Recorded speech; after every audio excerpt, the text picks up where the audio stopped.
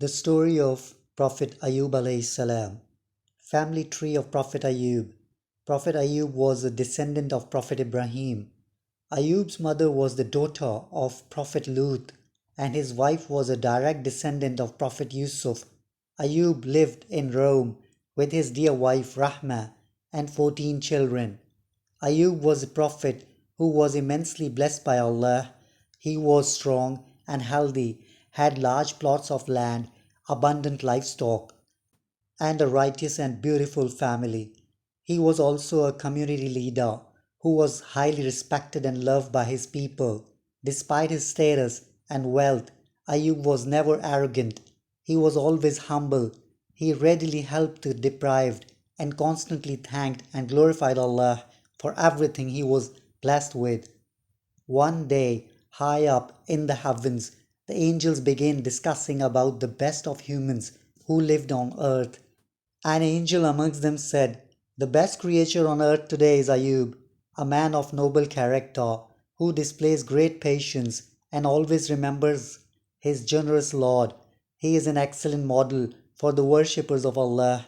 In return, his Lord has blessed him with a long life and plenty of servants. The needy and the poor share in his good fortune. He feeds and clothes the poor and buys slaves to set them free. He makes those who receive his charity feel as if they are favoring him. So kind and gentle is he." Satan, who was in the vicinity, overheard the discussion and became very angry. He immediately began plotting to lure Ayyub away from the worship of Allah. He whispered evil thoughts to Ayyub about the many pleasures of life that a man such as Ayyub could easily enjoy. But the Prophet was a sincere servant of Allah and was not easily faltered. This enraged Satan further. Satan approached Allah and informed him that Ayyub was not a sincere servant of his and was only glorifying him in fear of losing all his wealth. Satan, suggested, "If you remove his wealth, then you will find that his tongue will no longer mention your name and his praying will stop." Allah, the All-Knowing, did not believe Satan, for he knew that Ayyub was among his most sincere believers and did not worship his Lord for mere material possessions. But he agreed to test Ayyub to show Satan the absolute sincerity of his loyal servant. Overjoyed, Satan set out to destroy Prophet Ayyub's wealth. As the time passed, Prophet Ayyub's wealth began to diminish. His land, livestock, servants, and money slowly evaded him until he was left with nothing. Immensely satisfied with Ayyub's ordeal, Satan, disguised as a wise old man, approached the Prophet and said, "All your wealth is lost. Some people say that it is because you give too much charity and that you are wasting your time with your continuous prayers to Allah. Others say that Allah has brought this upon you in order to please your enemies. If Allah had the capacity to prevent harm, then He would have protected your wealth." Ayyub replied, "Allah gives whom He wills, and Allah takes from whom He wills, and all of the wealth that I have belongs to Allah, so He has every authority to take it back from me." Ayyub then turned around and continued to thank and praise Allah. Feeling rather frustrated, Satan returned to Allah and said, "I have stripped Ayyub of all his possessions, but he still remains grateful to you. However, he is only hiding his disappointment. The real test of a parent is through his children. You will see how Ayyub will reject you."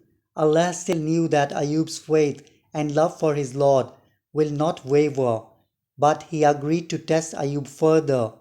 Before long, the building in which Ayyub's children lived crashed, killing all 14 of his young, beautiful children. Satan once again visited Ayyub, disguised as sympathizing bystander, and remarked with sorrow, "The circumstances under which your children died were sad. Surely your Lord is not rewarding you properly for all your prayers." Ayyub responded, Allah gives me what is good for me and takes away what Allah sees that is displeasing for him and for me. Allah sees that all of these children may be a strong test and trial for me, so Allah took them away from me. Whether a thing is beneficial or harmful to me, I will remain firm in my belief and remain thankful to my Creator. Satan rushed back to Allah and said, O my Lord, Ayyub's wealth is gone, his children are dead, and he is still healthy in body. And as long as he enjoys good health, he will continue to worship you in hopes of regaining his wealth and producing more children. Grant me authority over his body so that I may weaken it. He will surely neglect worshipping you and will thus become disobedient. Allah granted his request but instructed, I give you authority over his body, but not over his soul, intellect, or heart, for in these places reside the knowledge of me and my religion. Soon after, Ayyub's health began to deteriorate. He was so ill that the skin of his body used to fall off, revealing his muscles and bone. But as Allah instructed, the only two organs that functioned in his body were his heart and tongue, which he continued to use to glorify Allah. Ayyub suffered through severe pain, but he never allowed himself to complain or falter in his belief in Allah. The people of the city began discussing if Ayyub was a good person, Allah wouldn't have done this to him, and eventually they abandoned him. His relatives, friends, and everyone who loved and respected Ayyub deserted him, except for Rahma, his beloved wife. Prophet Ayyub's love for Allah. For years, Ayyub continued to suffer through his condition, with none but Rahma by his side to take care of him. They had no money and no income, so his wife took up a job to provide for him. But the people of the city did not allow Rahma to work for long, for they feared that she would afflict them with the same illness as her husband. Ayyub meanwhile continued to pray to Allah to give him the strength and patience to endure this pain and suffering. One day Satan appeared before Rahma in the form of man and asked her, Where is your husband? Pointing at the almost lifeless figure of Ayyub, Rahma replied, There he is, suspended between life and death. Satan then went on to remind her of the blissful days of good health, children, and wealth. Overwhelmed with the years of pain and hardship, Rahma approached Ayyub and wailed, O Ayyub, you are the prophet and the messenger of Allah. You have the closest relationship to Allah. Ask Allah to take you out of this harm that you are in. Ayyub sighed and replied, Satan must have whispered to you and made you dissatisfied. Tell me, how long did I enjoy good health and riches? His wife responded, 80 years or so. He replied, For how long am I suffering like this? She said, 7 years. Ayyub then said, In that case, I am ashamed to call on my Lord to remove my hardship, for I have not suffered longer than the years of good health and plenty. It seems your faith has weakened and you are dissatisfied with the faith of Allah. If I ever regain health, I swear I will punish you with 100 strokes. From this day onward, I forbid myself to eat, drink, or anything by your hand. Leave me alone and let my Lord do with me as he pleases. Feeling helpless, Ayyub turned to Allah, seeking his mercy. Verily, Satan has touched me with distress by losing my health and torment by losing my wealth. He prayed. Allah immediately responded to Ayyub's desperate call for help. Allah said, Strike the ground with your foot. This is a spring of water to wash in and cool and a refreshing drink. Ayyub immediately performed Allah's bidding. As he struck the ground, with his foot. Cold water gushed at his feet. As commanded, Ayyub drank and washed his entire body using the water. Within a short while, Ayyub's blisters disappeared, his skin renewed completely, and his internal organs began functioning. Indeed, Ayyub was completely cured by the grace of Allah. Rahma, who could not stand to be away from her husband any longer, returned home. As she entered their home, she was greeted by Ayyub, whom she did not recognize. She asked him, "Where is Ayyub? Who are you? You look very similar to him."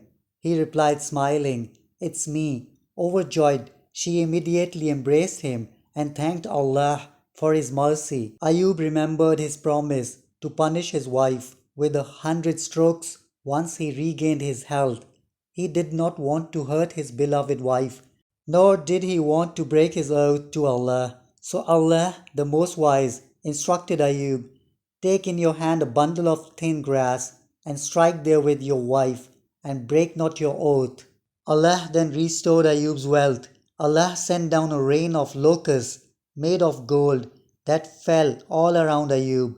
When Ayyub began gathering the gold locusts, Allah asked him, "O Ayyub, have I not made you too rich to need what you see?" Ayyub replied, "Yes, my Lord, but I cannot shun your blessings." Ayyub and Rahma were also given back their family. The couple were blessed with 28 beautiful, healthy children, 14 girls and 14 boys. The story of Prophet Ayyub is one adversity mixed with patience.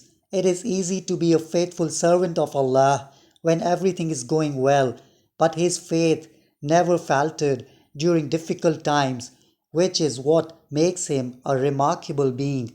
Quranic verses mentioning Ayyub and for their taking of usury while they had been forbidden from it, and their consuming of the people's wealth unjustly, and we have prepared for the disbelievers among them a painful punishment, abiding eternally therein. The punishment will not be lightened for them, nor will they be reprieved. Indeed, we have revealed to you, O Muhammad, as we revealed to Noah and the prophets after him, and we revealed to Abraham, Ismail, Ishaq, Jacob, the descendants of Jesus, Job, Jonah, Aaron, and Solomon, and to David we gave the book. They who believe and do not mix their belief with injustice, those will have security and they are rightly guided. And that was our conclusive argument which we gave Abraham against his people. We raise by degrees whom we will. Indeed, your Lord is wise and knowing. And we gave to Abraham, Ishaq, and Jacob, all of them we guided, and Noah we guided before, and among his descendants David and Solomon, and Job and Joseph, and Moses and Aaron. Thus do we reward the doers of good. And mention Job when he called to his Lord, "Indeed, adversity has touched me, and you are the most merciful of the merciful." So we responded to him and removed what afflicted him of adversity, and we gave him back his family and the like thereof with them as mercy from us and a reminder for the worshippers of Allah. And remember our servant Job when he called to his Lord, "Indeed, Satan has touched me with hardship and torment." So he was told, "Strike the ground with your foot. This is a spring for a cool bath and drink." And we granted him his family and a like number with them as mercy from us and a reminder for those of understanding. We said, "And take in your hand a bunch of grass and strike with it, and do not break your oath." Indeed, we found him patient and excellent servant. Indeed, he was one repeatedly turning back to Allah. And remember our servants Ibrahim, Ishaq, and Jacob, those of strength and religious vision. Indeed, We chose them for an exclusive quality, remembrance of the home, of the hereafter.